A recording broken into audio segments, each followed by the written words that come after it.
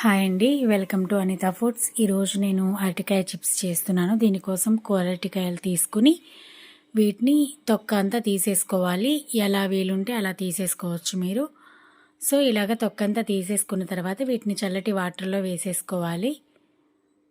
ఇలాగనమాట. ఇప్పుడు stove on చేసి కడాయి పెట్టుకుని డీప్ ఫ్రైకి సరిపడా కొద్దిగా ఆయిల్ వేసేసుకుని బాగా హీట్ అవ్వాలి. హీట్ అయిన తర్వాత చిప్స్ కట్ చేసుకునే మెషిన్ ఉంటుంది కదా, ఇలాగా చిప్స్ డైరెక్ట్గా దానిలో పడేటట్లు చేసుకోవాలన్నమాట.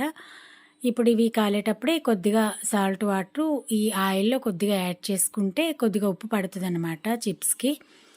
ఇలా అయినా వేసుకోవచ్చు, లేదంటే మనము చిప్స్ అన్నీ వేగిన తర్వాత ఫైనల్గా అయినా వేసేసుకోవచ్చు. ఇలా వేగిన తర్వాత మొత్తం తీసుకుని వడకట్టుకునే ట్రేలో వేసేసుకోవాలన్నమాట. ఆయిల్ అంతా కిందికి వచ్చేస్తుంది.